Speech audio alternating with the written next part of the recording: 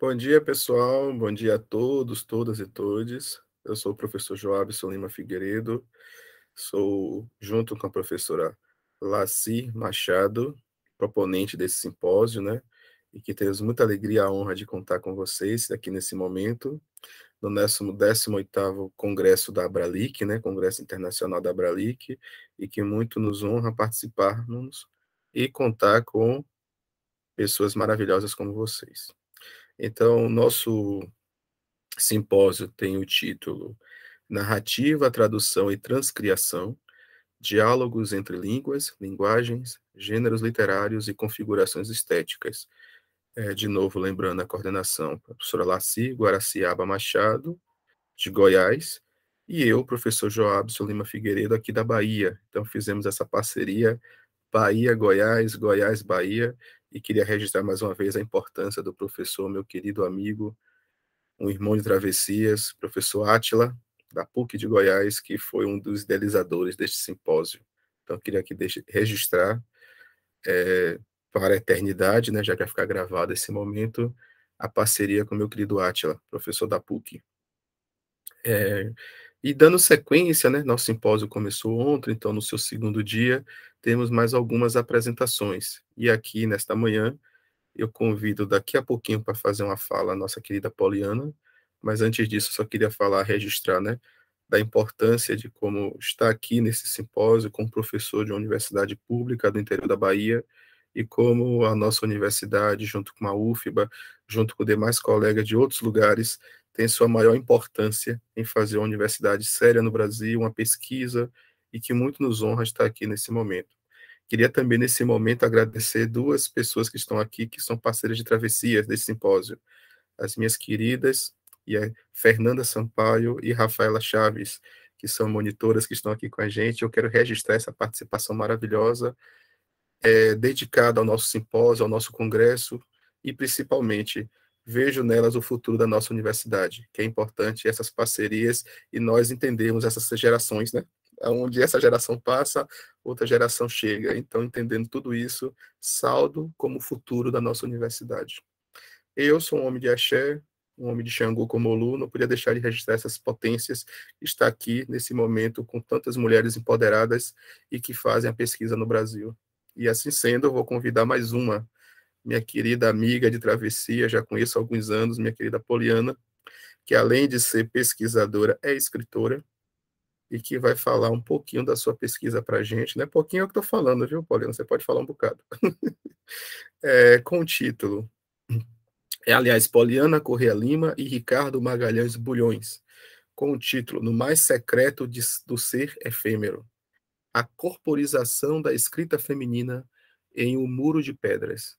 Então, Poliana, passo a palavra para você nesta manhã. Saudo também, né, este ser que você trouxe ao mundo, mais um pesquisador, pesquisadora, menino ou menina, me corrija depois aí, mas enfim, que está aqui para conhecer esse universo literário, que já conhece do seu ventre, né? Já participa da vida literária, e agora, mais uma vez, eu sou muito encantado com esse momento, tive o prazer de assistir os partos da minha companheira, e sempre os recepcionei nesse mundo cantando Caetano Veloso, né? Dando boas-vindas. Venha conhecer a vida, e eu digo que ela é gostosa. Tem o dia, tem a poesia e tem a prosa. Então, é por aí que a gente caminha. Seja bem-vinda, Poliana. Obrigada, professor Joabson. Primeiramente, bom dia a todos. Então, o menino, Miguel tem pouco mais de 20 dias, então a vida da mamãe ainda está em processo de adaptação e a dele também, né? Se adaptando à vida aqui fora. Então, antes de mais nada, eu vou me apresentar. Sou orientanda do professor Joabson, né? Sou fruto da UNEB de Irecê, né? Campus 16.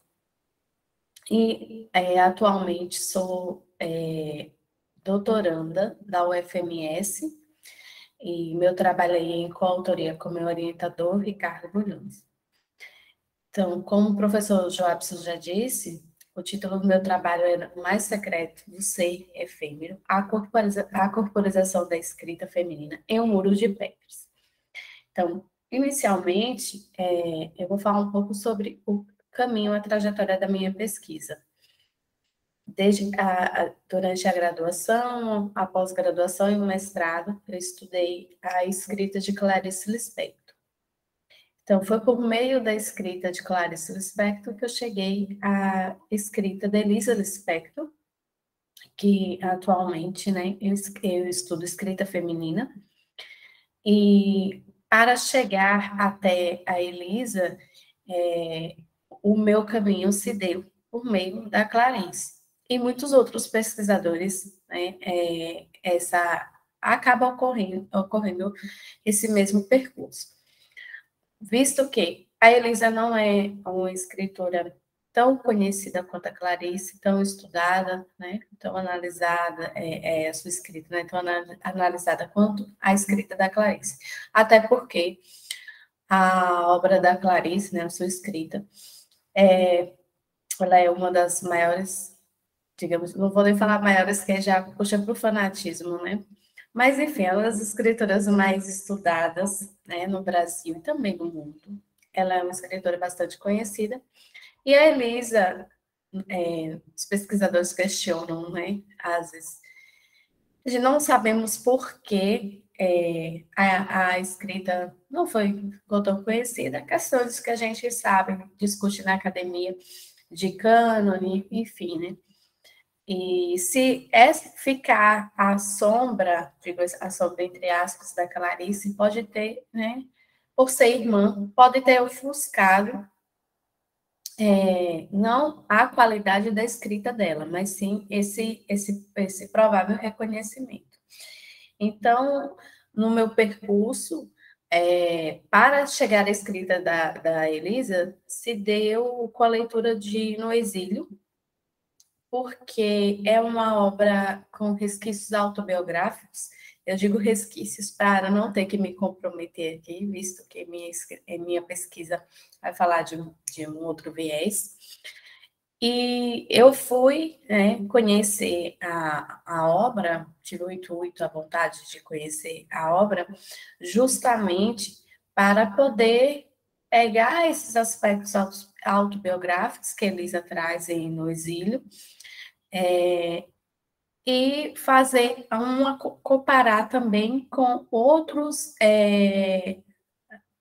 resquícios autobiográficos que a Clarice traz em suas obras. Bem, a partir de então, já havia um desejo de estudar escrita feminina, e desde eu terminei meu mestrado em 2018, e desde 2020 que eu pensava, já queria ingressar no doutorado, né, desde que terminei o mestrado, mas o ano de 2019 eu quis respirar, porque fiz minha graduação, seguida da pós, seguida do mestrado. Então, quando eu respirei em 2019, que eu queria voltar a viver as vivências acadêmicas, veio a pandemia. Bom, nós sabemos que, desde então, a vida tem tido um novo aspecto, uma nova formatação, mundialmente se falando, né, para todos nós. Então, eu fiquei, assim, com a vontade de ainda seguir com a Clarice, mas tinha a vontade também de vir com algo novo, com uma escritora nova. E confesso que durante esses quase 10 anos, ou 10 anos, não sei direito, de pesquisa, eu sempre pensava em trazer uma outra autora, estudar uma outra autora, ou trazê-la, né, junto, para fazer essa análise junto com a escrita da Clarice, mas não conseguia. Então, quando eu conheci a obra No Exílio, eu tive também o interesse de conhecer outras obras de Elisa. E no ano de 2020, participando de um desses eventos, né, remotos, ao assistir uma apresentação da Nádia Batella Gutierrez, que é uma das maiores estudiosas da Clarice no Brasil, também biógrafa dela, né? A primeira biografia, se a mais conhecida, se deu por meio da Nádia. Ao falar da Elisa e das suas obras, eu tive, né, o interesse de buscar as obras delas, que eu não conhecia, para analisar e para estudar. Bom, isso posto, quando foi no ano de 2021, ao conhecer a obra O Muro de Pedras, eu falei, é isso aqui. é por esse caminho que eu vou. E no mais secreto do ser efêmero, seria o título de Um Muro de Pedras. Não sei por quê, ainda não sei por quê, porque minha pesquisa é recente. A Elisa não deu esse título para a sua obra e deu o título de Um Muro de Pedras. Eu achei de uma linguagem poética, assim, maravilhosa, achei assim, uma extrema poesia, e decidi intitular o projeto da minha pesquisa, né, com o título, seria o possível título, de Um Muro de Pedras. Quando nós falamos no mais secreto do ser efêmero, a gente já se reporta, né? Pelo menos eu, enquanto mulher, já me reporto a nossa condição do ser mulher. A questão, né, do segredo, dos diários, da escrita, e do efêmero, né, essa efemeridade que somos todos nós, seres humanos, e também a vida, né? A vida ela é efêmera. E ao tratar do Muro de Pedras, então, eu faço uma análise a partir de uma escrita unida à escrita feminina, né, como possibilidade para estudar o processo escritural da Elisa Lispector. Então, essa escrita da Elisa, ela acompanha anseios e indagações aí da protagonista Marta e configura aí seu itinerário à procura do autoconhecimento. Então, Elisa Lispector, ela inicia em Um Muro de Pedras a conflituosa relação da mulher com o mundo, consigo e com o outro. Desse modo, há um rompimento aí de uma possível conexão que se transfigura em elos partidos.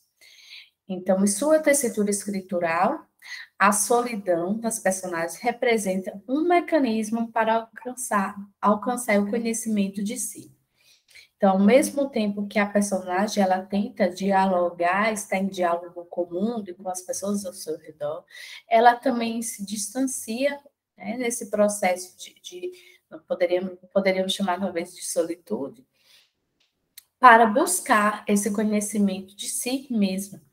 Então, as três partes que estruturam o romance, elas apontam para as etapas da trajetória de Marta. A narrativa é feita por um narrador onisciente que nos apresenta o itinerário da protagonista. De maneira fluida, por vezes até imperceptível, o narrador cede lugar ao pensamento da protagonista. Então, a escrita feminina, ela coteja as indagações de Marta em todo o romance. Dessa maneira, cabe questionar o que move, né, essa escrita. Então, com a ficcionalização da protagonista Marta em suas indagações, aciona em uma escrita, né, possivelmente feminina, para a escritora Elisa Lispector. Então, a trajetória da protagonista é tecida por anseios, né, que vão configurar essa procura do autoconhecimento, ao passo que possibilita desculpe, que a impossibilidade de integração com as pessoas e o ambiente edifica aí esse muro de pedras, o muro intransponível. Então, o caminho para a leitura das obras de Elisa Lispector pode ser um caminho divergente. Então, divergente em que sentido? Divergente é um termo da estudiosa Berta Waldman, que ela conceitua em seu texto Clarice e Elisa caminhos divergentes, para figurar os caminhos literários percorridos pelas duas irmãs. Então, nessa pesquisa, ela refere-se ao fato de muitos leitores, né, que foi o meu caso, ou pesquisadores, conhecerem a escrita de Elisa, né, de certa forma, por intermédio da escrita de Clarice Lispector. Então, chega a ser intrigante a breve apresentação que o Instituto Moreira Salles ele faz para o acervo da escritora Elisa Lispector. Diz o seguinte: romancista e contista de reconhecido talento, Elisa Lispector não pôde evitar a sombra que involuntariamente lhe fez Clarice Lispector, sua irmã mais nova. Bom, Por este fato, né, entre os que eu já citei, despertou em mim o desejo de conhecer um pouco mais essa escrita. Partindo do ponto que eu sou levada por tudo que me toca, por tudo que me seduz, por tudo aquilo que de alguma forma me perpassa. Ao me deparar com a escrita de Clarice, eu me vi diante do estranhamento de uma escrita que até então eu não conhecia. A escrita de Elisa, ela não me provoca, enquanto leitora, enquanto pesquisadora, esse mesmo estranhamento. Mas provoca em mim essas indagações, principalmente a respeito da condição do ser mulher, né? Enquanto ser social, enquanto figura feminina, e também me provoca indagações a respeito da própria escrita feminina, né? O que é que se diz, o que é que se conhece enquanto escrita feminina. Então, é sabido, né, diante da minha breve pesquisa também, que não há muitos trabalhos a respeito do Muro de Pedras. Apesar dessa obra ela ter ganhado 2 prêmios, que foi José Luz do Rego e Coelho Neto, ela não é uma obra que é objeto de muitas pesquisas. Então, quando eu fiz a minha pesquisa para dar seguimento ao meu projeto de doutorado, para constituir esse projeto, percebi que uma das obras mais analisadas é No Exílio, justamente por ter essa questão dos aspectos autobiográficos e por também trazer aspectos que se referem a Clarice, né? Visto que é irmã mais nova de Elisa. Mas, entre outras obras da Elisa, já o Muro de Pedras não é tão estudado, não é tão analisado. Então, foi um dos motivos que me fez querer analisar essa obra. Então, no exílio, se encontra evidência, é o que mais se encontra em evidência entre os estudos realizados, e é possível cogitar aí, devido à narrativa apresentar traços autobiográficos da família Lispector, o cotejo, né, entre o que ela conta e a documentação disponível. E a própria Nádia Batella comprova isso em sua biografia sobre a Clarice. Ela traz esses fatos, né, e traz aí também pequenos relatos, pequenos aspectos sobre a obra da Elisa. Em que momentos essa documentação aparece na narrativa, nessas informações, né, a respeito da vida dos Lispectors, aparece na narrativa da Elisa. Então, apesar da obra ser uma ficcionalização, né, muitos pesquisadores de Clarice Lispector, da escritora Clarice Lispector, buscam o romance com o intuito de conhecer a história da família Lispector. Então, no texto Clarice Elisa Lispector, Caminhos Divergentes, a Nádia, Beta Wald, ela aborda a questão judaica no texto de Elisa Lispector, sobretudo, e no exílio. E o modo como essa questão está diluída na obra da Clarice Lispector, né? Porque em Elisa, ela traz muito forte, assim, recorrente em suas obras, além desses aspectos biográficos, também a sua origem, né? Que também se remete à questão judaica. Já a Clarice não, a Clarice, ela meio, vamos dizer assim, que ela foge um pouco disso. Então, para a pesquisadora Nádia Batella, Elisa é uma espécie de guardiã das tradições do seu povo. Então, parte dessa história é contada pela Elisa em retratos antigos e bolsas serem ampliados. Vale ressaltar que... Bom dia, Mala. Vale ressaltar que há poucos estudos, né, acerca das obras da Elisa Lispector. A Nádia Batella prometeu uma biografia. Estou ansiosa e aguardando. Então, visto o meu tempo, o que há de mais norteador na minha pesquisa, nesta análise, é questionar aí o que é escrita feminina. Então, partindo das concepções aí de Lúcia Castelo Branco, ela vai dizer que quando se refere, né, quando me refiro à escrita feminina, não entendo feminina como sinônimo de relativo às mulheres, no sentido que a autoria de textos que revelam esse tipo de escrita só possa ser atribuída às mulheres. Fica claro, portanto, que a leitura sexualizante do termo feminino é restritiva, é redutora. Entretanto, tenho consciência de que, ao escolher o adjetivo feminino para caracterizar certa modalidade de escrita, estou admitindo algo relativo às mulheres, ocorrendo por aí, embora esse relativo às mulheres não deva ser entendido como produzido por mulheres. Então, né, na minha pesquisa, né, neste trabalho, o intuito é demonstrar de que forma, né, possíveis formas que a escrita na narrativa de Elisa Lispector, Muros de Pedras, ela coteja aí com a escrita feminina, esse diálogo com a escrita feminina. E partindo das concepções aí da Lúcia Castelo Branco, que ela vai dizer que essa escrita, ela parte de ressoamentos, a partir também, trazendo aí para a análise histórica, nós vamos estudar esse silenciamento de vozes que foram historicamente silenciadas, essas escritas ocultadas pela opressão do patriarcalismo, e pensar nesse silenciamento de vozes aí para figurar o caminho literário percorrido por Elisa Lispector. Isto posto, a escrita feminina, ela não se trata, portanto, de atribuir uma caracterização sexual à escrita, tampouco se refere à fisiologia, do texto e ou do seu autor.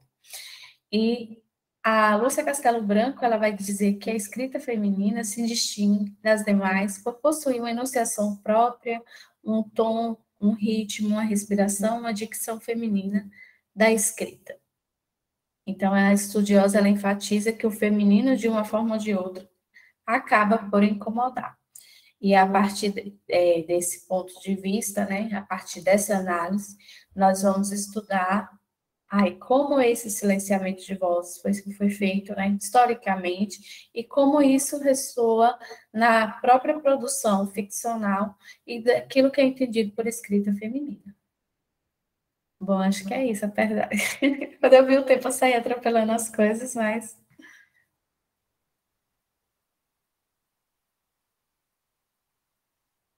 Parabéns, Polly. Eu acho que o tempo deu, né, pra você fazer. Eu confesso que eu esqueci de marcar o tempo. Não vou nem estar gravando essas coisas, mas. Eu estava assim, bem confesso que tranquilo. Quando a Fernanda falou 5 minutos, eu falei, botar. Ainda bem que ela botou ali 5 minutos, que eu sou meio desligado desses detalhes, dessas convenções, que são necessárias, evidentemente, para ter até o respeito para todos apresentarem. E todas e todes. Bom, então eu vou deixar perguntinhas para o final, né, os comentários, né? E vou saudar aqui, né? Bom dia, Malane.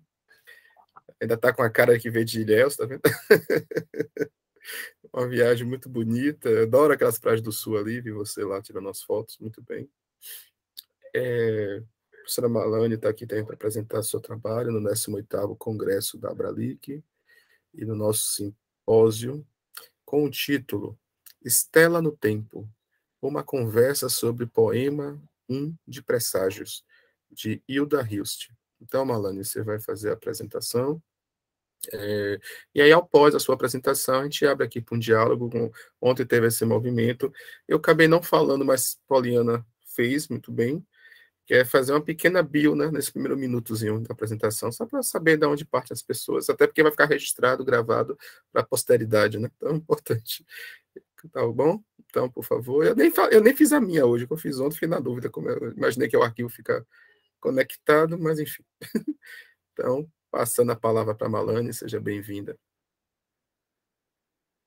Primeiro, bom dia a todos. Aí eu peço desculpa pelo meu atraso na entrada aí, mas agradeço a Joabson que me avisou a tempo. Estou com uma cirurgiazinha aqui no canto, mas consigo falar, acho que vão conseguir me entender. Eu agradeço a presença de todos que estão presentes aqui, que estamos assistindo.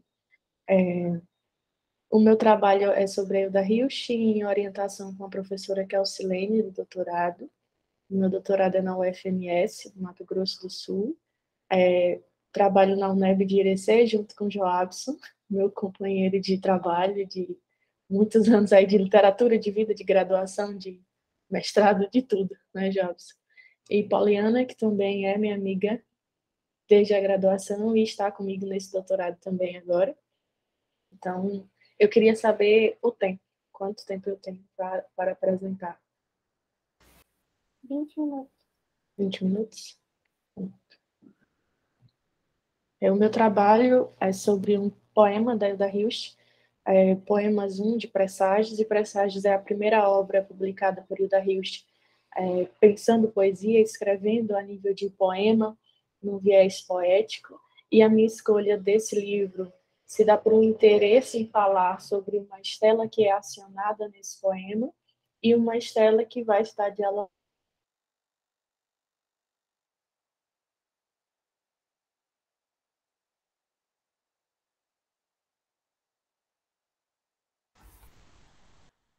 A conexão dela deve ter caído, né? Coisa de... Aí qualquer coisa, se continuar caindo, a gente pede para desligar a câmera, né? Para ficar só o áudio, pelo menos assegurar a apresentação. Porque geralmente, quando está com a tela em vídeo, né? Exige mais da conexão. Professor, eu estou em Jequié. Jequié, se eu te perguntar, você está em Feira de Santana, tem Jequié? Não mais. Que bom, como está gostando de Jequié. Eu acho que Jequié é uma cidade muito quente, né? Às vezes que eu passei, sempre achou. Agora, esses dias está frio, mas já me falaram horrores do calor daqui. É verdade, mas eu conheço Jequié, que bom. Eu fiz uma seleção para o IFBA no ano passado, para professor substituto. E aí, na época, eu fui aprovada, mas não fui classificada para aquela vaga. Fiquei por décimos. Fiquei puta comigo, né?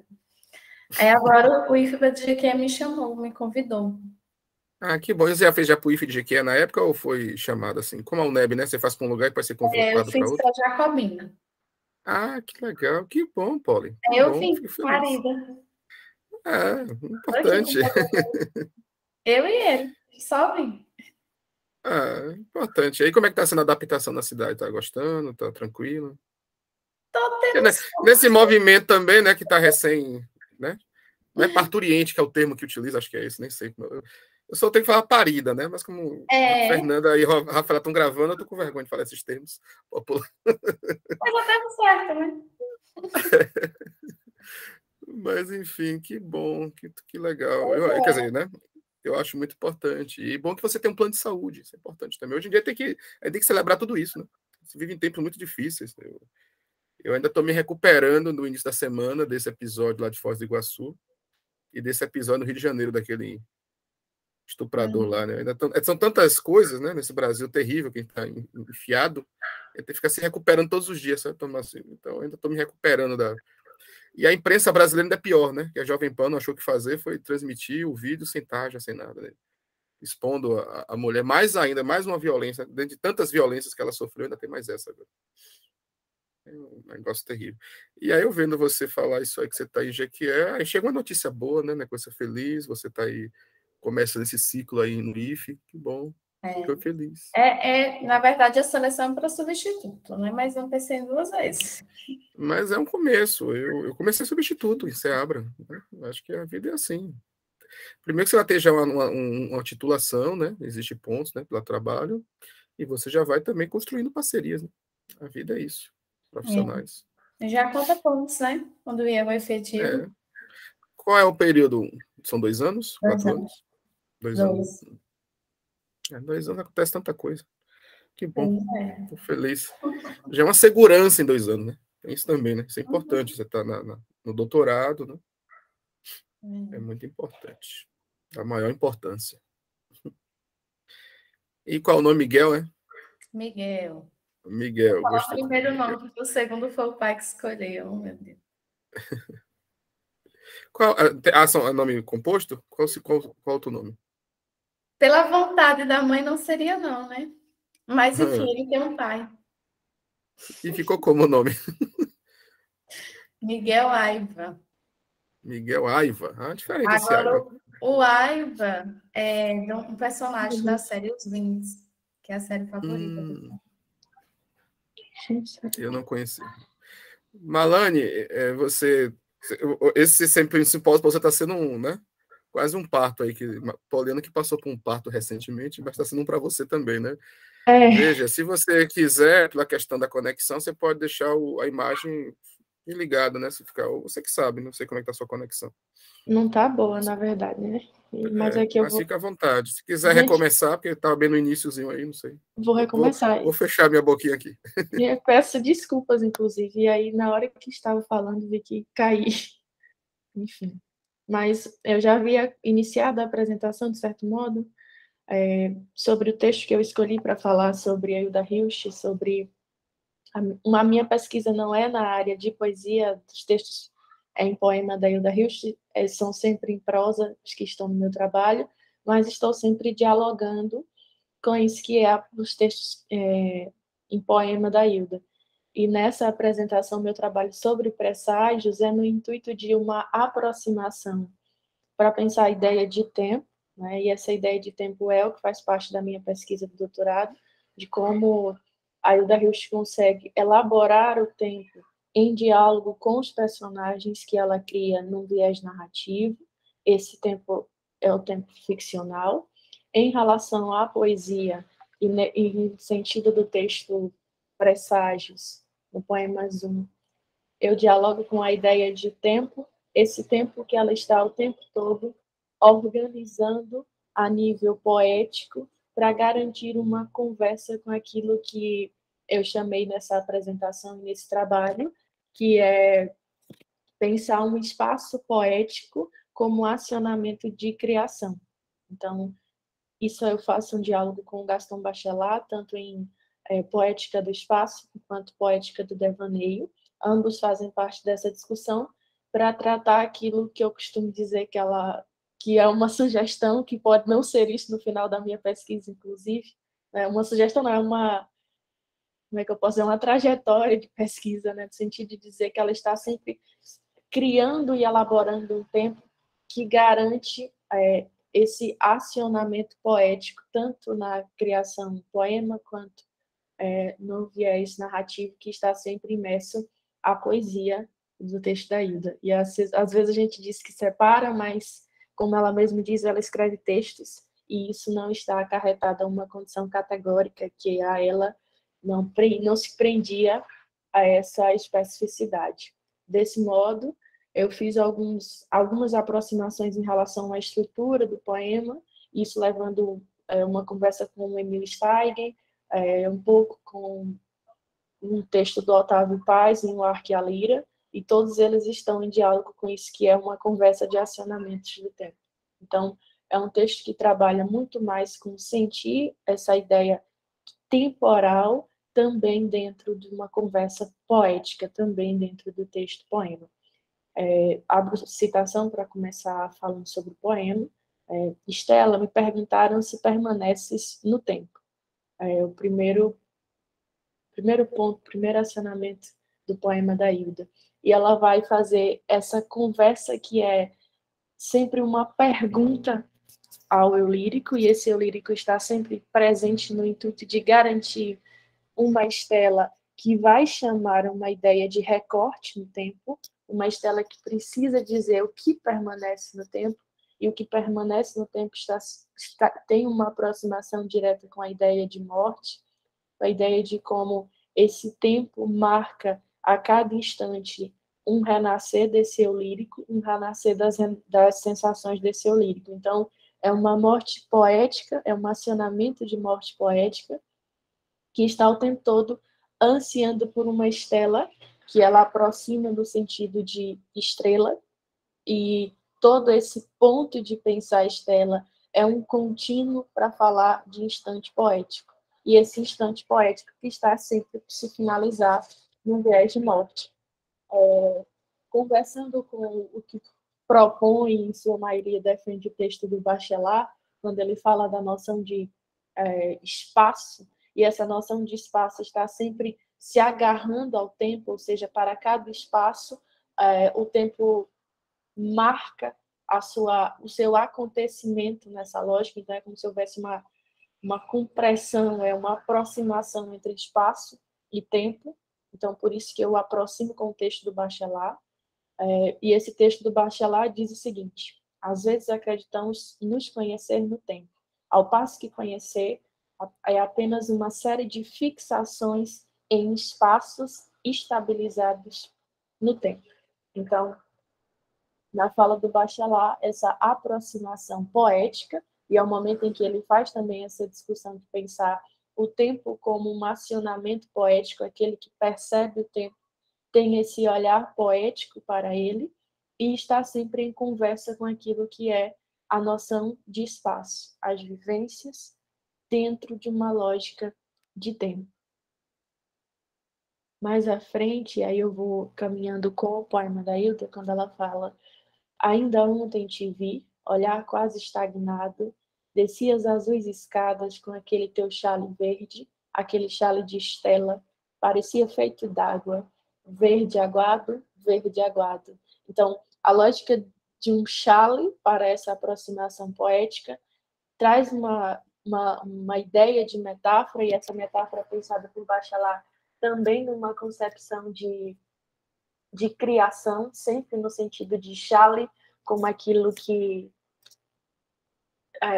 resguarda, que abriga, que, de certo modo, está sempre muito próximo da ideia de corpo. Então, todas as palavras que a Hilda traz para o viés poético, eu faço essa aproximação para pensar sempre no sentido de que o movimento que é feito é um movimento de sensação dessa estela no tempo, dessa estela criando a partir de um viés do tempo com o espaço. Então, toda a apresentação do poema vai estar, os recortes que eu faço, é sempre pensando nesse poeta que exige estar no tempo, que precisa conversar com o tempo e que vai estar o tempo todo falando desse tempo que é a criação, a partir de objetos específicos, de acionamentos específicos que o texto vai trazendo para a gente. Então, é meio que um percurso, né, de como a Hilda traz o chale, como ela traz a ideia de casa, como ela traz a ideia de uma estrela,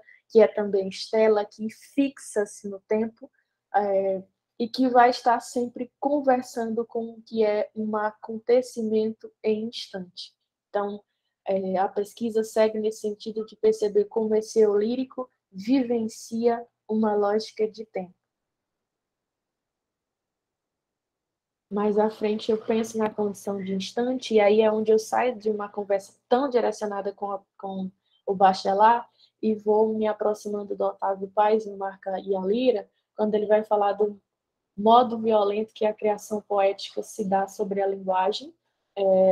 E nesse tom de pensar esse modo violento, eu entro com a aproximação do texto da Hilda, quando ela diz que esse poema precisa acontecer, e esse poema se dá sempre em um viés poético para ela, tanto a ideia de existência da própria poeta em si, como a criação desse poema. Então, estar no tempo, fazer parte da noção de tempo, no sentido de aproximação com o Otávio Paz, numa conversa de um instante, é também para ir de uma necessidade. Então, esse poema, para pensar sensações de estela no tempo, estão sempre me direcionando para isso, que é a necessidade que o eu lírico apresenta o tempo inteiro de estar e fixar-se nessa noção de tempo. Debaixo dos teus dois braços trazia rosas molhadas, aquelas rosas de Estela, e Estela me perguntando se a morte é coisa que passa. Estela, que desconsolo, não sabes onde termina a aurora da tua presença? No tempo, se é que existe. Se ficarás peregrino, então é mais um fragmento do poema, e é mais uma vez o poema acionando a noção de tempo como um contínuo para este que é poeta, mas esse contínuo para esse que é poeta é um desconsolo em sua maioria. Então, é a parte mais bonita do poema, inclusive, que eu acredito, de certo modo, que é quando ela vai trazer essa morte como uma entrada, né? Não é uma morte que é o fim, mas é uma morte que faz prevalecer a ideia poética, né? Que aciona esse instante para o poeta, que é totalmente diferente de uma lógica biológica de vida, né? A existência corpórea em si, mas é muito mais inscrição às sensações. Então, eu vou me apegando a isso que são termos que a Hilda vai trazendo para pensar a criação desse eu lírico, e esse eu lírico está o tempo todo chamando para uma discussão de criação e aproximação no tempo. Então, a ideia de contato com o tempo que eu trago é sempre aquilo que pesa para o poeta, que é a lógica de criação. Pesa no sentido positivo e não negativo da coisa, mas de estar sempre criando. E quando é que isto acaba, né? Essa ideia de contínuo no tempo. Então, são textos que eu movimento junto ao meu trabalho também do doutorado, e que eu acredito que eu estou conseguindo, de certo modo, compreender a lógica de tempo muito mais aproximado dos textos de poesia da Hilda, dos textos, dos poemas da Hilda, para garantir uma conversa com a ideia de tempo na prosa. Então, para finalizar a minha fala, o tempo de criação se dá sempre no iniciar, na lógica desse eu lírico, e esse eu lírico traz uma ideia de devaneio também, esse devaneio no sentido de Gaston Bachelard, e esse devaneio é justamente o tempo a ser experimentado do poeta. Então, lá em Poética do Devaneio, ele vai falar como isso se dá sempre no viés poético e na aproximação com o instante. Eu usei alguns teóricos e aproximei alguns autores que eu gosto muito, que a exemplo de Otávio Paz, que primeiro foi apresentado por Joabs, e depois eu carreguei para a vida. O Deleuze, o Gaston Bachelard, isso no texto mais estendido para os anais, enfim. O Emil Steigen, o Alci Pécora, o Cristiano Diniz, dentre outros aí, a Lúcia Castelo Branco também está aqui na minha conversa, que me aproximam dessa discussão com o tempo. Eu agradeço a paciência de vocês de me ouvir, de ouvir essa minha pesquisa que ainda está caminhando. Acho que vai dar certo, no final dá sempre tudo certo. Se não for esse caminho, a gente encontra outro na pesquisa, mas eu tenho gostado muito de pensar a lógica de tempo. Então, agradeço a todos que assistiram aí, que estão para me ouvir, e acho que a gente pode conversar, né, mais sobre isso.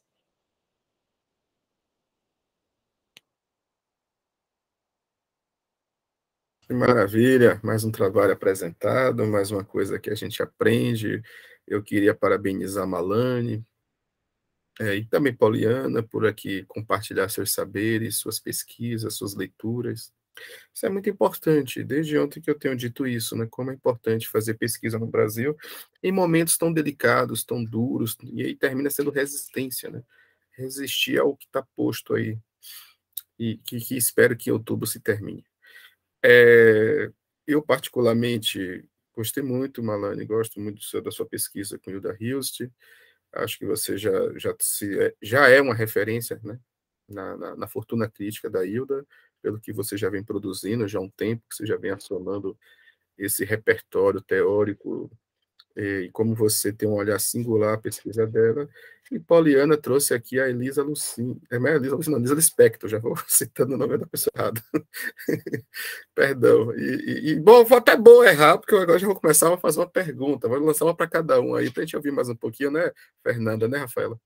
Vamos aproveitar aqui, instigar e solver mais conhecimentos, né? Muito me honra, né, fazer parte da trajetória de vocês, intelectual, acadêmica.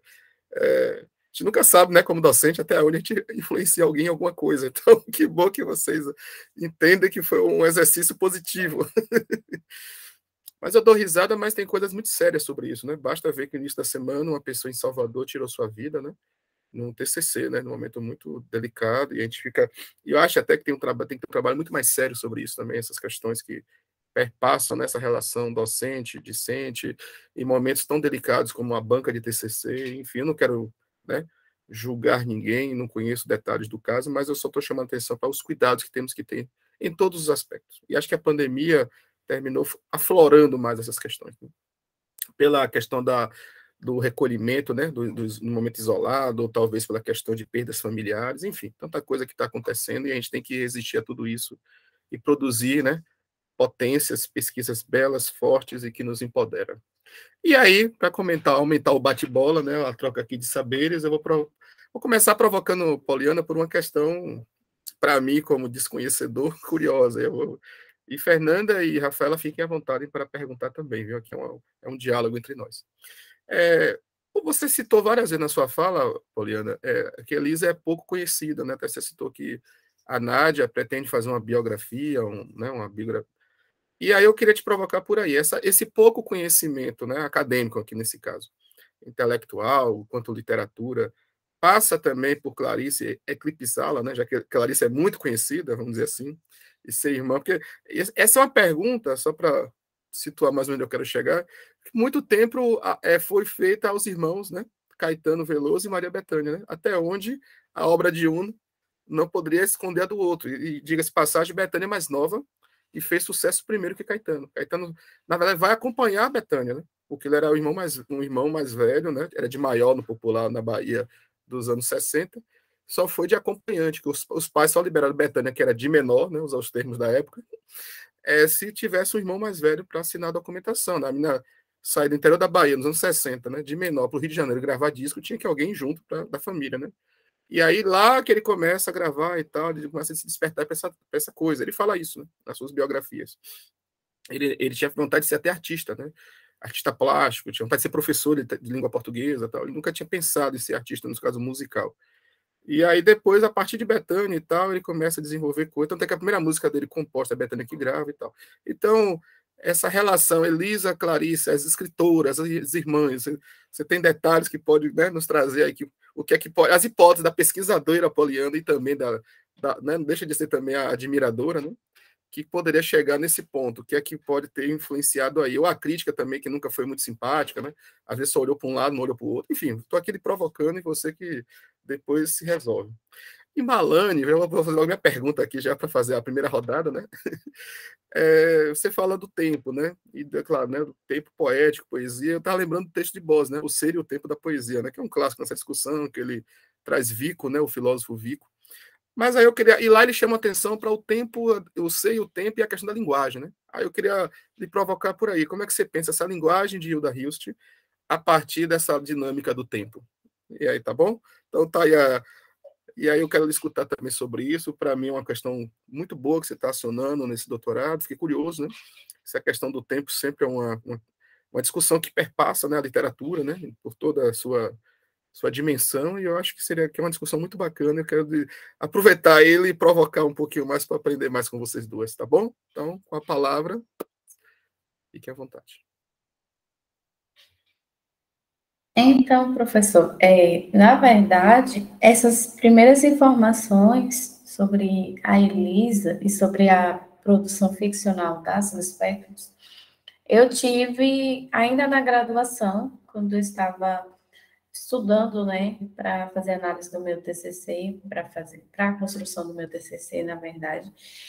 E a Nádia Patiella, em Uma Vida que se Conta, ela traz algumas informações.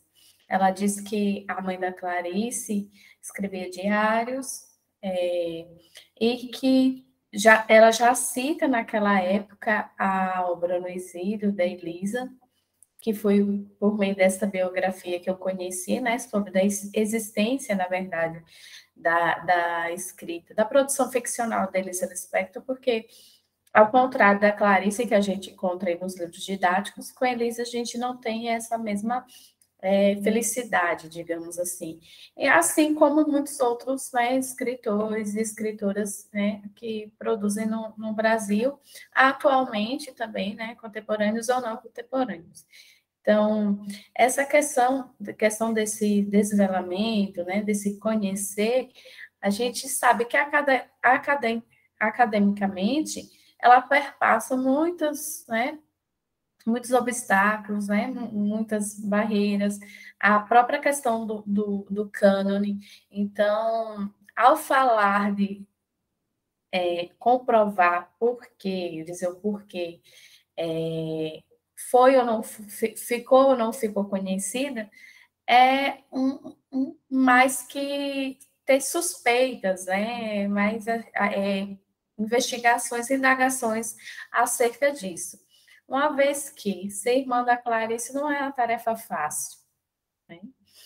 E na minha pesquisa, eu encontrei, né, alguns relatos, né, da Clarice em cartas, que ela pede para Elisa mandar o livro para que ela conheça, para que ela leia.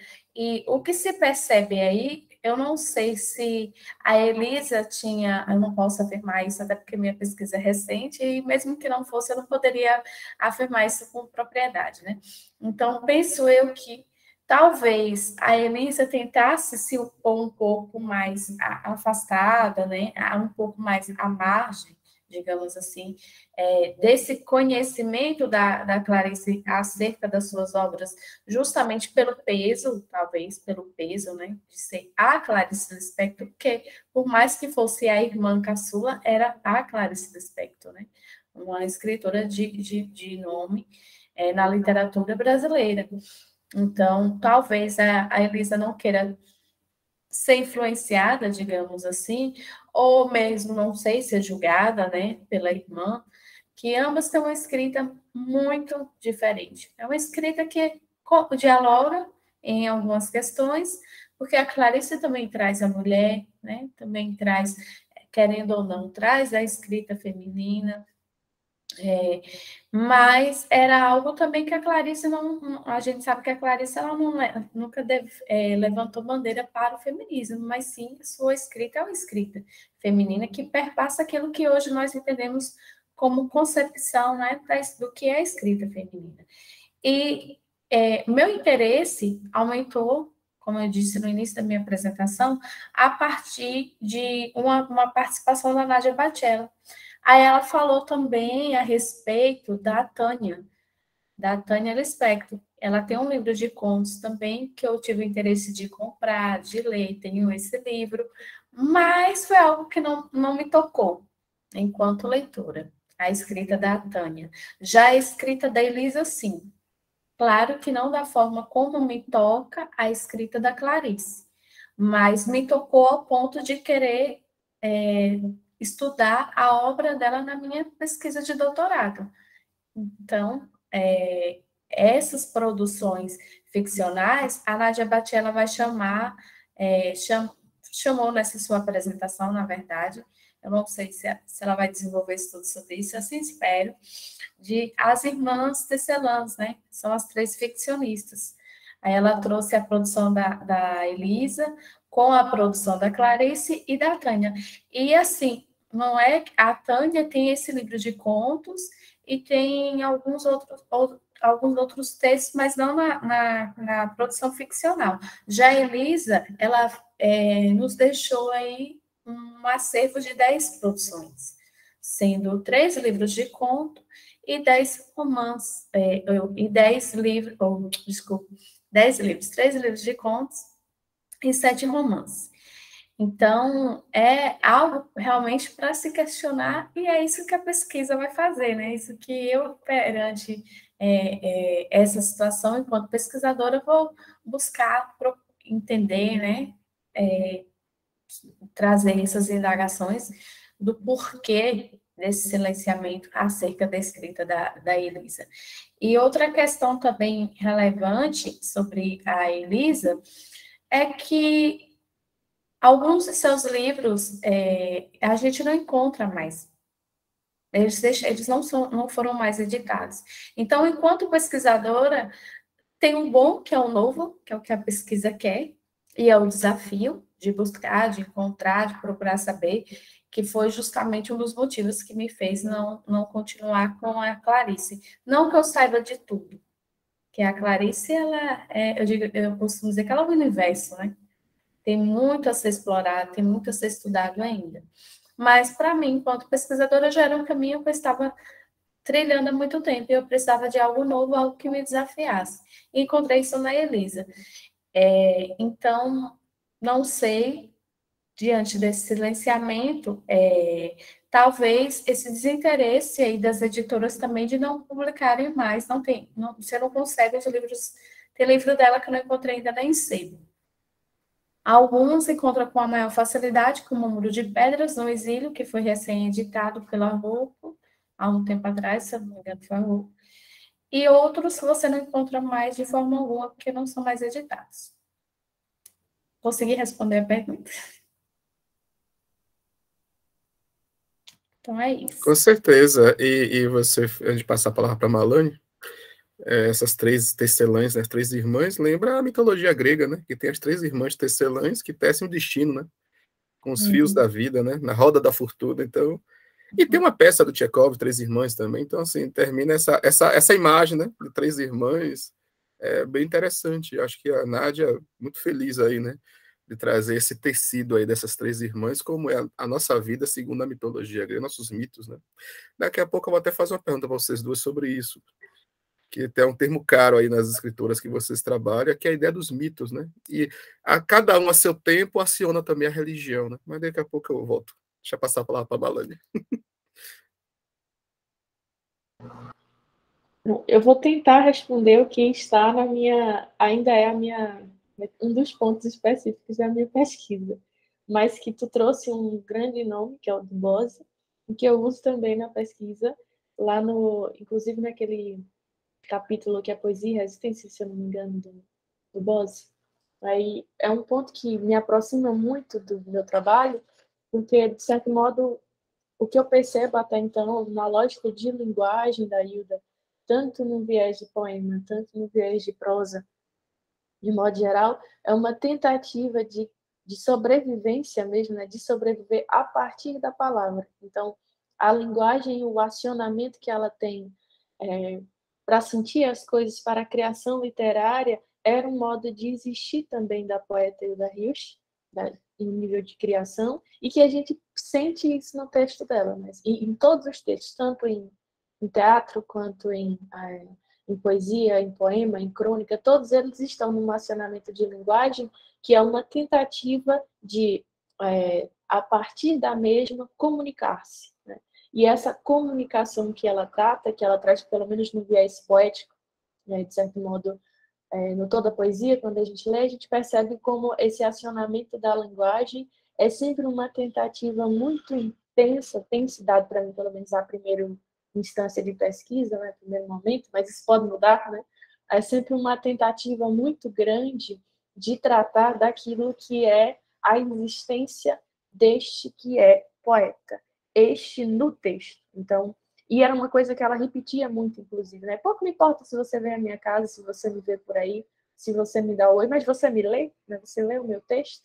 Então, é sempre no sentido de que essa linguagem é uma linguagem que tende a, a problematizar a condição de existência desse poeta, de contínuo desse poeta, que ela está o tempo todo acionando na poesia, na prosa, na crônica, no texto narrativo. Todos eles vão estar o tempo todo questionando este que escreve, falando de quem lê esse que está ali perdendo tempo, segundo ela, para produzir essa ficção, esse texto artístico, mas que precisa continuar. E eu acho muito bonito Presságios, porque Presságios ela dedica à mãe dela, inclusive, e nesse Presságios ela fala o tempo inteiro de como é continuar no tempo.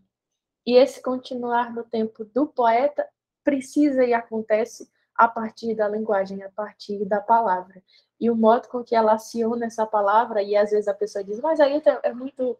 O texto aí, às vezes, vem de um modo muito violento para esse que lê, né?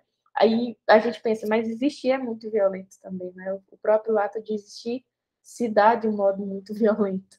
Então, é sempre no sentido de estar problematizando essa linguagem, que é uma linguagem que age sobre este que é um poeta, que é uma mulher, né? E que, de certo modo, publicava um período em que tudo que ela escrevia, de certo modo, vinha de encontro àquilo que é ser uma mulher, num período em que ela acionava questões em uma linguagem também, que se difere, de certo modo,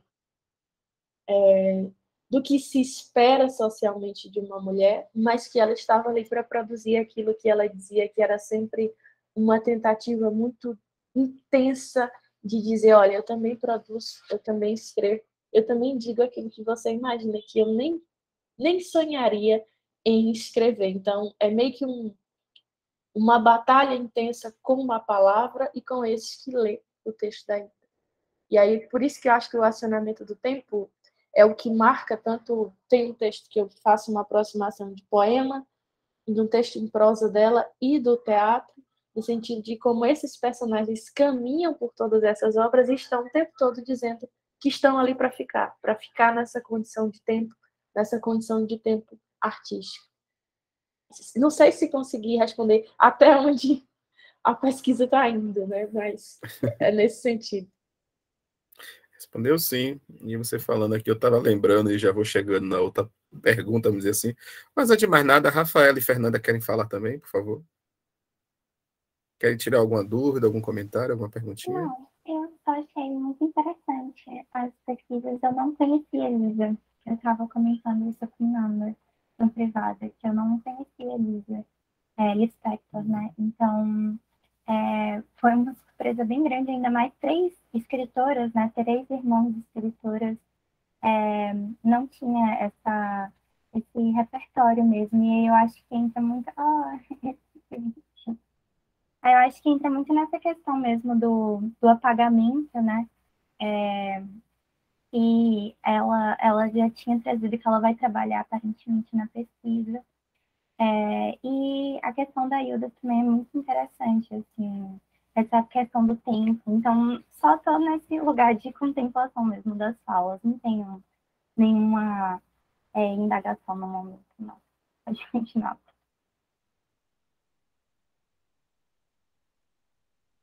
Muito bem, obrigado, Rafaela. E você, Fernanda, quer fazer algum comentário? Da mesma forma de Rafa, também foi muito curioso escutar sobre as irmãs da Clarice, porque, como vocês vêm apresentando, né, existe um apagamento em relação a essas escritoras, e eu também não conhecia o trabalho delas, então tem sido bem interessante. A única dúvida que tinha me surgido na apresentação da Poliana foi porque, se eu não me engano, logo no início ela falou que as obras tinham um caráter autobiográfico, mas ela não queria se arriscar nesse termo, porque não era o foco da pesquisa dela, né? E aí me deixou um pouco curiosa de saber o que seriam esses traços autobiográficos que ela encontra na ficção e por que não é tão relevante, né, trazer isso. E em relação ao de Malania, eu também achei muito interessante, eu gosto bastante da obra da Hilda, esse aspecto da mortalidade, né, como algo contínuo e não preso, digamos assim, à forma biológica, fisiológica que a gente entende, é bem interessante, mas não tinha me surgido nenhum questionamento acerca. Só parabéns mesmo para as duas. E para o professor também, né, por ter instigado e por ter exercido esse papel importante, né, na pesquisa de trazer a curiosidade, de trazer as referências, enfim. Então, parabéns para os 3. E aí, meninas, comentem, né? Acho que Fernanda e Rafaela fizeram algumas observações aí, então fiquem à vontade para comentar. Primeiro eu agradeço, né, a paciência de ouvir, né, de vocês e o questionamento que vocês trazem também em relação a Poliana. Poliana se resolva aí para responder. E em relação à minha pesquisa, eu digo que é tudo, gente, ainda está tudo muito na base da investigação, né, por conta que a pesquisa está em andamento, mas eu tenho gostado muito disso, que é o acionamento de tempo como um marcador de aproximação na minha pesquisa, né, é o ponto central e que, de certo modo, tenho dialogado, tenho trazido para todas as outras leituras que eu faço dela, tanto no teatro como na poesia, enfim, consigo fazer essa aproximação e tem dado muito certo. Tenho gostado muito também de fazer essa aproximação. Para mim responder a pergunta de Jobson sobre processo de religião. Agora ele não terminou a pergunta, eu fiquei... Eu vou terminar a pergunta, porque aí depois você já pode falar e Poli... É um bom. Na verdade, assim, a religião que eu queria falar, porque quando Poliana trouxe também, é sair para as duas, né? A minha fala aqui. Mas para provocá-las também, e aí, viu, Fernanda e Rafaela, são estudantes da UFBA, Poliana e Malane, são monitoras aqui com a gente, e para mim tá na roda, né? Tá todo mundo aqui dialogando. E a gente já ocupou esses lugares também, sabe, da maior importância desses cuidados. um tema para a Hilda, né, que Malane, que é especialista, mas assim, eu queria falar para as duas exatamente o seguinte: a minha participação na vida delas intelectual é mais essa daí, é de abrir os caminhos. É o que bom que elas não dependem mais de orientação para nada. Eu aprendi assim, que eu tenho receio daqueles orientadores que ficam pastoreando a pessoa a vida toda, sabe? A pessoa não pode escrever um nome se a pessoa não está do lado ali para dizer não escreva.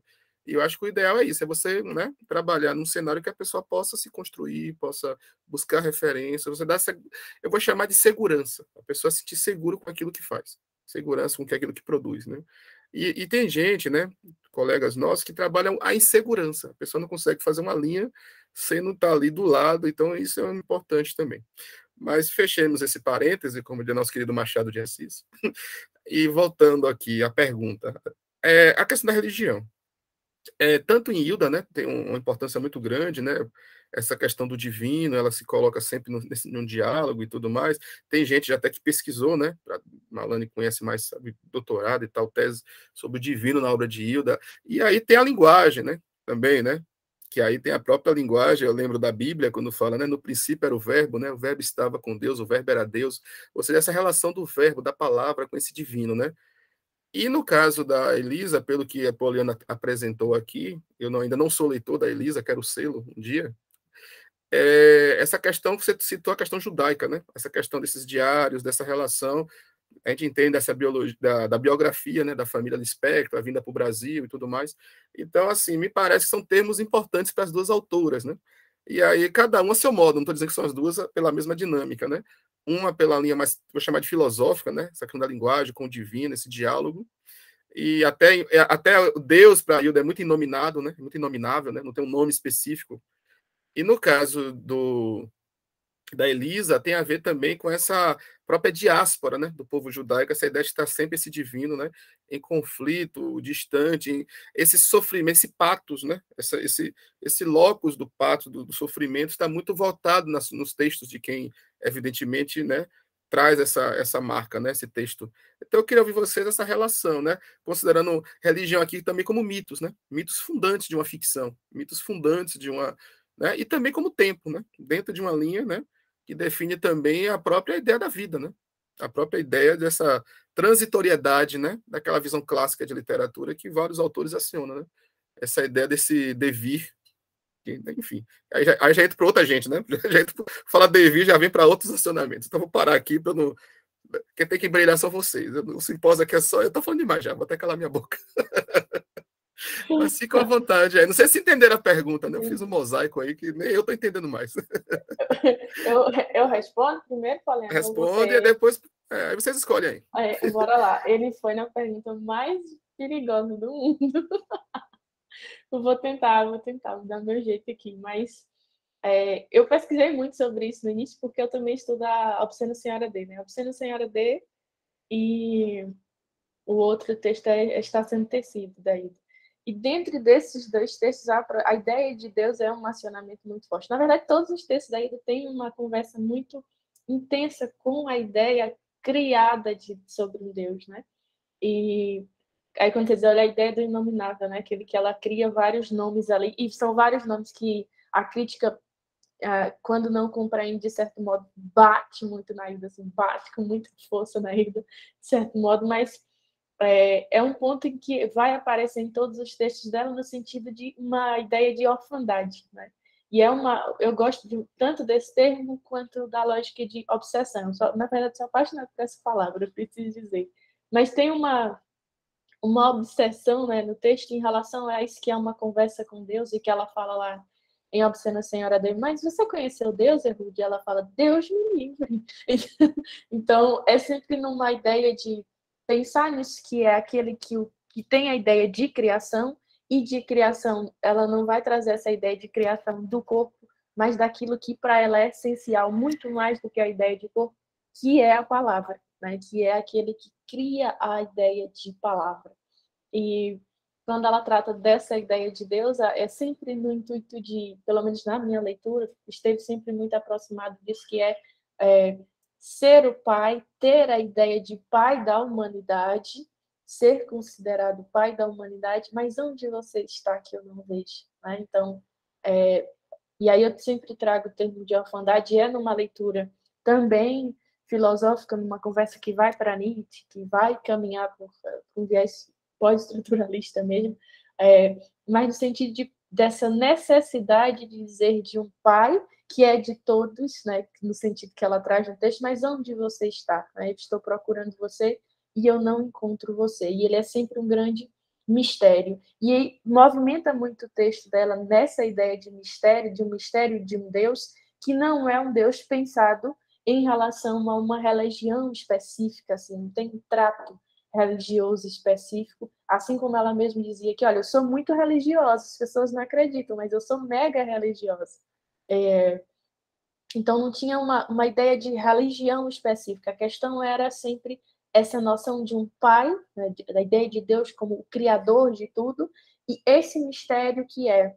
E aí ela sempre dizia que era isso que movimentava muito aquilo que ela iria produzir. Numa conversa de ficção, numa conversa de texto literário, saindo daquilo que a Hilda fala para aquilo que a Hilda produz, dentro do texto a gente sente aquilo que é o mistério, né, de ter essa lógica de um Deus que olha, que observa, que escuta, e aí a Rilé vai dizer, mas se eu penso, ele sabe o que eu estou pensando, e se eu pensar coisas, e eu não vou trazer a citação por completo, mas e se eu pensar aquilo que ninguém espera que eu pense, ele também sabe. Então, dentro da minha engenhosidade de vida, que era a ideia do personagem, ele já sabe de tudo. Então, aquilo era num sentido de questionar a existência desse que há e que dentro dos mecanismos de vida ele já como é que eu posso dizer, ele já vem com carne vencida, né? Tem uma citação que ela traz de um outro autor para dentro do texto dela, que nós já viemos com carne com data vencida, né? Já tem uma data específica para que essa carne aqui não funcione mais, né? Não seja mais necessária no mundo. Então, de certo modo, o que ela acredita que extrapola para além do corpo e que ela usa como uma aproximação muito grande é a ideia de palavra. E palavra direcionada à lógica de um Deus. Né? E aí, o texto que eu trabalho, ela coloca, no final eu sou uma grande mula de Deus. Né? Então, essa ideia de mula de Deus, de pensar sempre como se o corpo é este que está prestes a fazer aquilo que já é esperado por um Deus, essa mula de Deus tem uma obsessão muito grande por criar. Né? Então, está criando, conversando e agindo e existindo a partir da linguagem o tempo inteiro, a partir dessa palavra que para ela é sempre, e traz sempre essa ideia de orfandade. Né? Como é agir com a orfandade? Como é que você age com um pai que você desconhece? Então, é uma busca constante, por isso que é um mistério em relação à fisicalidade, essa ideia de um Deus, mas que permite que ela crie o tempo inteiro a partir da palavra. Então, sempre caminhou muito assim meu olhar nesse viés, né? É um ponto de força, na verdade, é uma mola muito grande que não é numa compreensão religiosa em si, mas é aquilo que faz com que ela acione mecanismos de criação literária. Perfeito. Liga lá, Poli. Dê seu recadinho aí também. Antes de responder os dois questionamentos, eu queria ressaltar uma fala do professor Jobson, que é muito importante. Quando eu entrei aqui, que eu vi vocês duas, Rafaela e Fernanda, eu fiquei muito feliz, que a carinha de adolescente ainda, de ensino médio. E eu fico revigorada quando eu encontro com jovens que estão cursando letras e estão aí se rendendo à literatura, se apaixonando pela literatura, vivenciando a literatura. Então, enquanto estudiosa, né, formada em letras, estudiosa de literatura, sou apaixonada por literatura, Joaquim Malani, eu não preciso nem citar também. A gente fica muito feliz em saber que, mesmo em tempos sombrios, né, em tempos tão difíceis, a literatura ainda toca e ainda faz com que outras pessoas queiram viver, tentando analisar, tentando compreender as narrativas, né, as obras literárias, assim por dizer. Então, respondendo à pergunta da Fernanda, Eu falei que eu não ia me adentrar na questão. É uma questão que eu vou ter que tocar durante a minha pesquisa, que é o autobiográfico, porque a minha pesquisa, ela estuda, ela propõe analisar a obra a partir, né, do olhar do viés da escrita feminina. Mas em um momento ou outro, como no meu projeto de pesquisa para o doutorado, eu tive que citar, eu vou ter que falar. E outra questão, como eu falei no início, que No Exílio é uma das obras mais estudadas e é justamente por esse viés do autobiográfico. E alguns estudiosos da própria Clarice trazem, né, essa obra para abordar, né, explorar esses aspectos.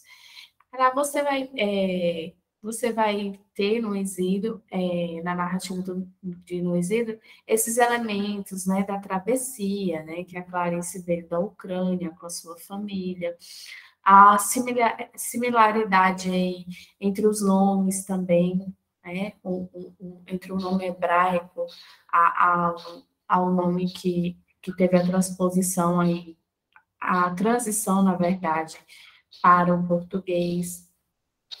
Você vai encontrar também aspectos referentes à vida delas. Uma das coisas que a Clarice cita, que ela acaba trazendo um pouco desse autobiográfico para as suas narrativas, mas ela sempre foge disso, e eu vejo essa fuga também, talvez, para esconder tentar esconder uma profunda dor, não que ela tenha conseguido fazer isso, porque enquanto leitores a gente percebe essa dor em relação à mãe, a perda da mãe, a condição da mãe, e a Elisa traz isso de forma mais evidente No Exílio, e em um outro conto que ela vai tratar também dessas memórias, que é Exorcizando Lembranças. Então, caso vocês tenham interesse, depois de buscar. E sobre a questão da religião, Jobs, eu ainda não tenho muito apropriamento para falar, porque minha pesquisa ainda é muito recente, e como eu disse, não tem muitas informações a respeito, né, da produção da Elisa, da vida da Elisa, e quem, de forma honrosa, tem feito isso é a Nádia Batella, né, para nossa alegria, e traz aí em seu livro algumas informações deixadas pela Elisa Lispector, que ela organizou e publicou. Então, na Clarice, a gente percebe também essa fuga de não trazer muito a questão da religião judaica e tal. Já a Elisa, a Nádia vai dizer que é o baú de lembranças, né? A Elisa, ela vai ressaltar esses aspectos, né, da sua origem, da sua condição, né, enquanto imigrante. Mas, de que forma, eu acredito que a partir das informações da Nádia, do pouco que eu sei sobre a Elisa ainda, que isso era muito vivo nela, né? Ela realmente, né, vivia e se sentia, né, dentro dessa religião, nesse pertencimento, que eu acredito que não era o caso da Clarice. Então, espero ter respondido. Eu posso. Certeza. Pode falar, Malane. Dá tempo ainda? Porque deu 3 horas, eu fico preocupada. Mas eu ia pedir a Poliana um nome, na verdade, que eu sou doida para ler esse livro, inclusive, da Elisa, que é Eu Fiquei Encantada com o título. Eu sei que é o dia mais triste, à noite. É o dia mais triste de Teresa? É assim? É o dia mais longo. Ela quer colocar tristeza por tudo em Teresa. É o dia mais longo, ela só fala o dia mais É triste. o dia mais longo de Teresa. Eu não consigo ouvir esse livro, que eu tenho vontade de ir na casa de quem tem, pegar para ler. Tenho muita vontade de ler. E aí eu ia comentar com tu, que acho que a Fernanda ficou curiosa aí. Eu acho que naquele que Nádia fez, como é o nome daquele que Nádia escreveu, que tem mais fala de Elisa do que de Clarice? Tu tem livro, é tu que sabe, né? Eu não, tem várias imagens da família, esboços, não é?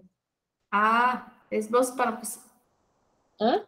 Esboço para o possível retrato? Não, é de Nádia, um verde que tu pegou comigo uma vez, aí eu acho que tu já tem o teu. Não, Retratos antigos? Retratos antigos? Antigos. Retratos antigos. Mas o subtítulo é esse, não é? Esboço para você, retrato. Também? Tal qual Olga Borelli, falando de Clarice? Mulher, não sei. Tô trocando. Não, é Retratos Antigos. Mas é retratos antigos.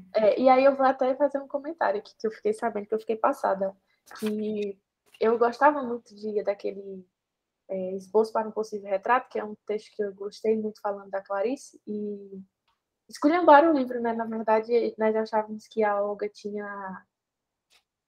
Esboços ampliados. Mas tem esboço Isso, também. pronto.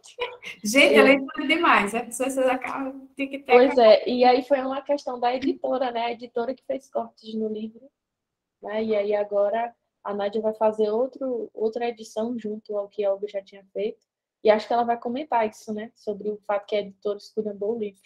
E aí a gente achou que a Olga tinha roubado partes da Clarice, e não era, né? Foi a editora que cortou o livro, e o livro perdeu a intensidade, né, da apresentação. Porque eu sou Poliana, pesquisa Elisa, mas eu já estou apaixonada por Elisa também. Tem essas maneiras, perseguindo as colegas no que elas pesquisam.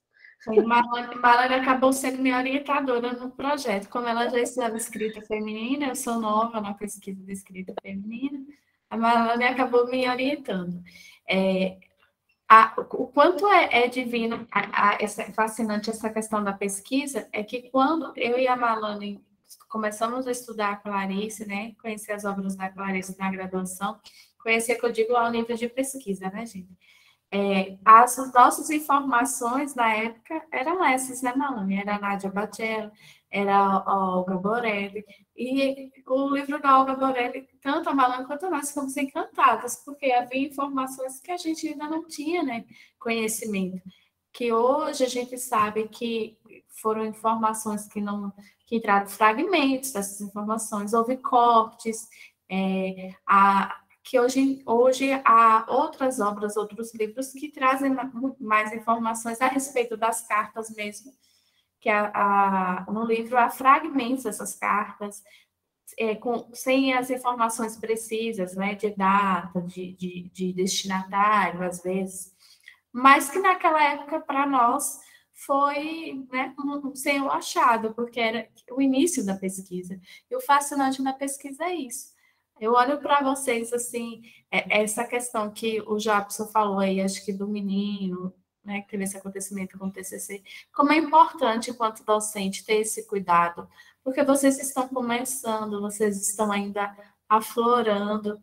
Eu, no doutorado, eu fico com medo das palavras ainda, de estar falando besteira, sabe? De não estar fugindo do raciocínio daquilo, enquanto pesquisadora.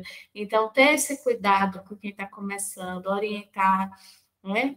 Da forma correta, mas ter essa sensibilidade enquanto ser humano. Isso é muito importante, porque a gente pode, por exemplo, eu olho para a Poliana graduanda, eu falava tanta asneira, enfim, em termos de pesquisa, então, e hoje eu percebo esse meu crescimento, eu sei que eu ainda tenho muito a estudar, eu tenho muito a conhecer, porque eu me vejo uma eterna estudante, uma eterna aprendiz. Acho que a partir do momento que a gente acha que sabe tudo, nós nos tornamos grandes ignorantes e deixa de fazer sentido, né? A vida em si, em todos os aspectos, não só o da pesquisa.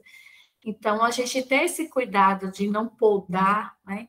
De incentivar, de buscar lei, que foi querendo ou não, se era o intuito do Joabson, o Joabson acabou fazendo isso com a gente também.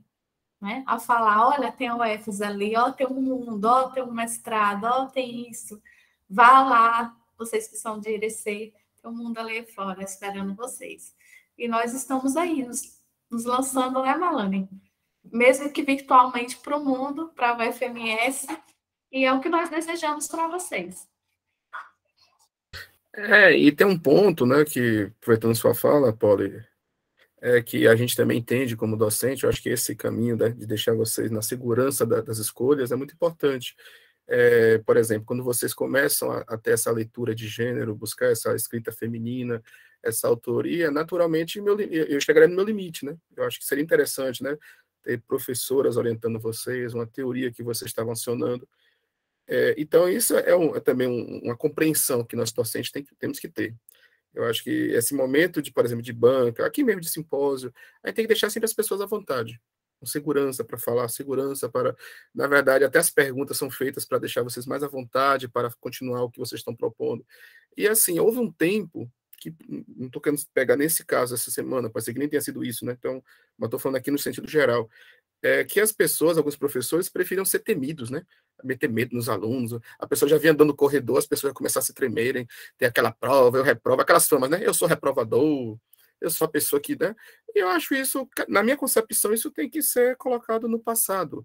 Naquela escola que era natural as pessoas tomar palmatória, né? Nas mãos, bater nos alunos, né? Então a academia, a universidade ainda tem umas figuras dessa, né? Que querem ser arvorados e se arvorarem no discurso do medo, né? Tirando o Batman, que trabalha o medo nos personagens, nos outros, né?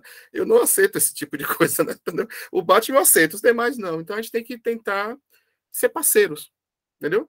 Eu até costumo dizer o seguinte, tá até aqui um livro com a foto dele. Ainda bem que eu tive uma pessoa que me deu esse caminho lá, me deu segurança, né? Então, assim, a gente também tem que ser grato às pessoas. Quando a semana passada um aluno me perguntou qual é o prazer que eu tinha em ser professor de mestrado, né? Já que nem grana você ganha para isso. Eu falei, olha, sabe qual é o prazer? Lá atrás teve gente que me orientou no mestrado e doutorado sem ganhar grana também. Então, o mínimo que eu posso fazer é devolver isso para algumas pessoas. Orientar essas pessoas que possam seguir suas trajetórias, né? Eu acho que esse é um lugar que eu tenho pensado ultimamente. Vou dizer que eu sempre pensei assim. A gente também vai melhorando, vai modulando, vai aprendendo e vai entendendo melhor qual é o nosso papel na sociedade, na academia, no mundo, né? Então, é por aí que eu tento me mover. Às vezes, é mais fácil até não fazer quase nada na vida, né? Sempre reclamar de tudo e tal, né? Fica aquela pessoa sentada criticando tudo. Mas a gente que está nesse movimento, a gente começa a compreender que há possibilidade de fazer que as pessoas cresçam. Não tem problema nenhum. Pelo contrário, dá um prazer danado em estar aqui nessa manhã vendo vocês falarem com tanta coisa legal, tanta coisa bonita, potente, doutorandas. Eu fico muito feliz, eu fico muito honrado, né? De ter, né, participado desse movimento, participo, né? Botando presente também. Nós temos um grupo de pesquisa, né? Então, assim, isso tudo é muito bonito. Eu prefiro, né, estar nesse lugar, entendeu? De estar construindo junto coisas, né? Eu penso particularmente. Até o fato do Aleilton, né? A presença do Aleilton na minha vida, na vida de Marlon. Eu tenho o privilégio de ter um prefácio feito pelo Aleilton Fonseca. Me considero sua amiga, tenho um carinho enorme por ele. Fui sua estagiária no mestrado. E antes de conhecer o Aleilton, nós conhecemos a escrita do Aleilton nas aulas do professor Joabson. Então, todo esse caminho, meninas, vivam esse caminho com todos os seus percalços, que ele... Agora eu tenho meus leitos derramados agora, literalmente falando, em todos os sentidos.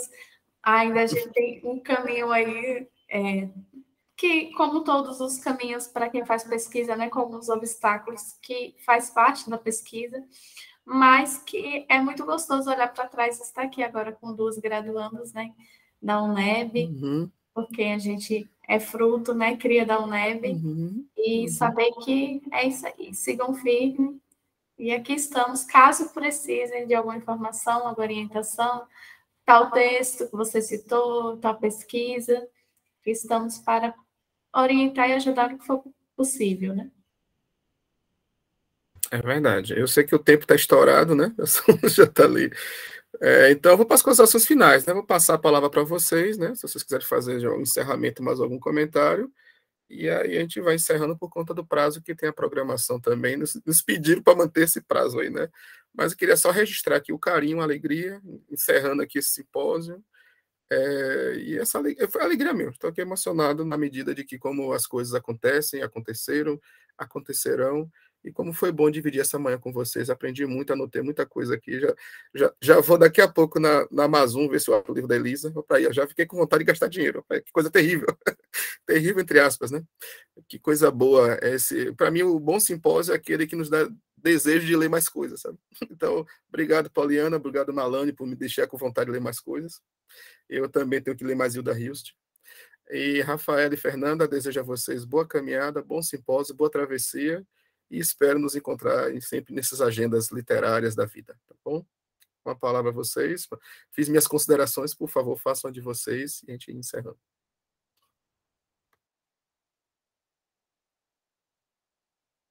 Malane quer falar alguma coisa? Fernanda, Poliana, Rafa? Eu só quero agradecer a presença de vocês, a participação de todos e um bom dia para todos, né, gente? A gente aprende muito aqui. Eu também só quero agradecer a presença das meninas, tá, gente? Enfim, já pedi desculpas pelo atraso, já trouxe os motivos que somos humanos, né? E eu estou agora cuidando de um aninho diante de estudos, de pesquisa, de trabalho, de tudo que a vida é. Mas foi uma delícia estar aqui com vocês. Não sei, espero ter sido clara na minha apresentação. Que vocês tenham compreendido um pouco do que é a minha pesquisa, até porque ela ainda é muito recente, ainda vai desabrochar, crescer ao passo, né, que os estudos forem caminhando. Então, obrigada por estarem aqui, obrigada por me ouvir. Professor Joabs, é sempre um prazer. E o Marlane. Eu que agradeço. É uma irmã querida, muito obrigada também por me ouvir. E é isso. A gente também agradece muito a presença, foi muito enriquecedor escutar a fala de vocês. Espero que as pesquisas sigam caminhos maravilhosos. Coloquei no chat o link do café virtual, né, que a Abrali está promovendo entre um simpósio e outro, caso vocês tenham interesse. E eu acho que a gente pode ir encerrando por aqui. Rafa vai finalizar a gravação. Eu também agradeço muito, assim, muito obrigada pelas palavras. Como Nanda falou no chat, eu concordo bastante. A pesquisa, né, é uma trajetória complicada, assim, diversos fatores. Mas esse encontro aqui, essas trocas, elas acabam deixando tudo um pouco mais leve, dando fôlego, né, para que a gente possa continuar. Então, muito obrigada pelo encontro, as falas foram muito inspiradoras. Eu estou que nem um professor, querendo já comprar os livros. Essas monitorias têm me feito bastante sentir essa vontade, assim. Mas, enfim, muito obrigada, viu? Foi ótimo, a mesa foi incrível. As falas foram ótimas. Parabéns, quero agradecer e saudar Miguel, que veio, também participou aí, que eu vi ele aparecendo ali rapidinho, e a mãe de Miguel também, que além de criar, né, tanta coisa bonita, ainda está criando maninhos, como eu usar o termo que ela utilizou ali. Celebrar a vida. Eu acho que nesse momento que o Brasil está passando, o mundo, é tão bonito celebrar a vida. Vamos celebrar a vida com resistência, com poesia, com literatura, e principalmente com isso aqui, com afeto, com conexões. O que eu acho legal de encontros, de simpósios, essas coisas, congresso, é isso. São essas trocas, esses acolhimentos que a vida nos permite. Então, parabéns, desejo uma boa manhã, um bom simpósio ainda de Abralic, e vamos até lá. Tá.